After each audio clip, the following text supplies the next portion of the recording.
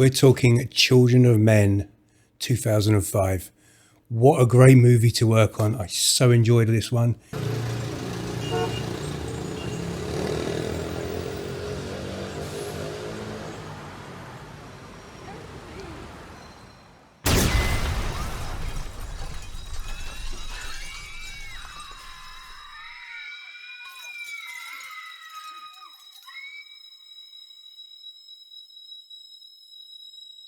There's some films that come along in your career that are just different from the rest. Now, I don't know if you've been watching the other episodes, you should check out. Remember to subscribe. But my job in the film industry is a construction sculptor. So my bread and butter are trees, rocks, architecture, and an odd statue or relief panel. In this film, I was making cars, or rather modifying cars. Now, Children of Men is a dystopian England set in 2027. So you got riots on the streets, anarchy, poverty, illegal immigration is a big thing in this. You know, a one state rule. This is very eerily similar to how the UK is turning out right now in 2025. And this film was made 20 years ago. And I watched it 2 days ago to do a refresh my memory for this video. And watching it, that's kind of scary. I have to say, it's so realistic. Apart from the infertile humans, but you can kind of see the UK going this way. It is scarily realistic, scary.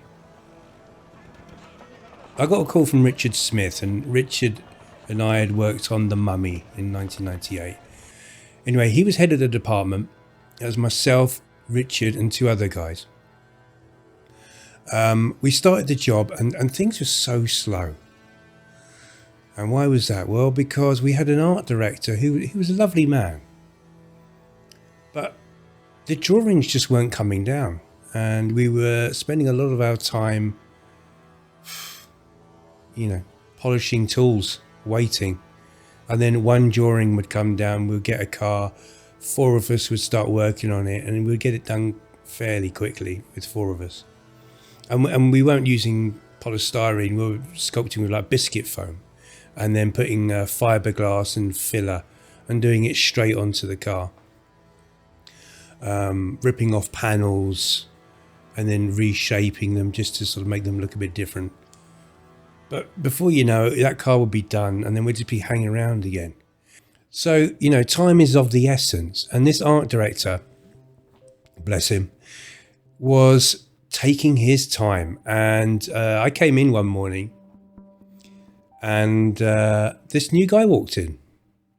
He introduced himself, and he said, "Hey, I'm your new art director. Stuart has gone, and we need to get moving." And we just looked at each other and went, "Oh, awkward," But he was really nice, and he said, "Look, guys, you've done 1 car over 2 weeks. There's no time for drawings now. Forget the drawings. I'll come down and oversee things here and there, but basically just start making." We couldn't believe our luck. You never get creative freedom like that on a movie. You just don't get that. When I'm making a tree or a statue or some architecture, I'll get the drawing, which you follow to the letter. They give you a bunch of reference photos. But basically, my creative input into that job is usually about 10%. I'm making the art director's ideas come to life. So this just never has happened. It's never happened since in 20 years. So that's what makes this film so different.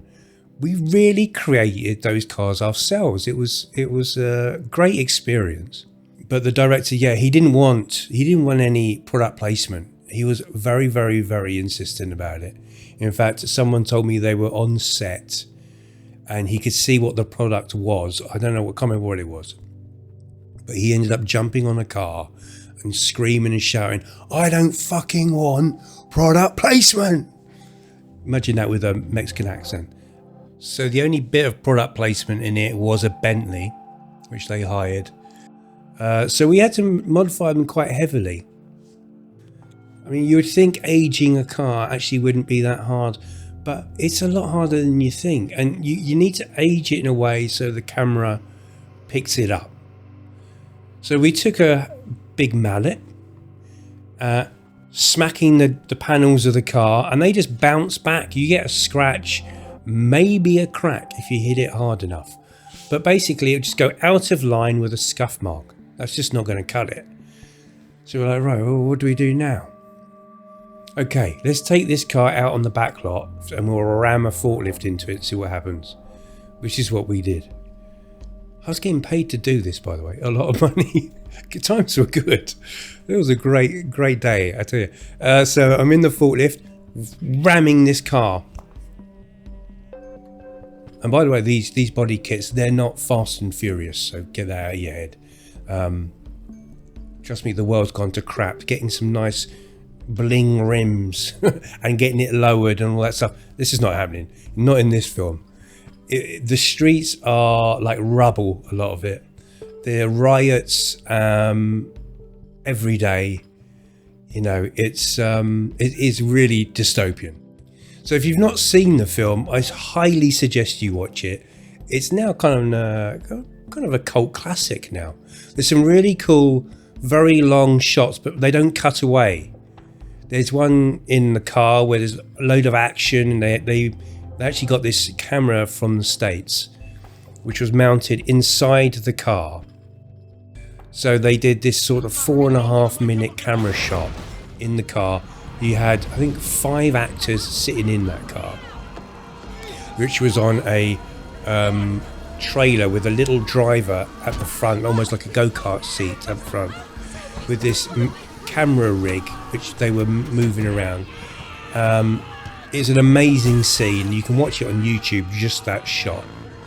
There's a happy accident in that film where someone gets shot and one of the blood packs explodes and you get specks of blood on the screen, and that actually wasn't meant to happen. Alfonso was like, shit, we got blood on the lens, and everyone's like, it looks really good though, leave it in. You couldn't have planned that.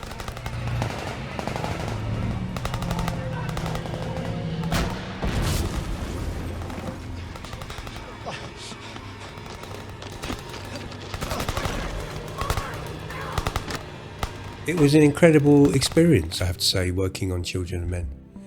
And it's a job that I'll never get a job like that again. I just can't see that happening. Anyway, thanks for watching.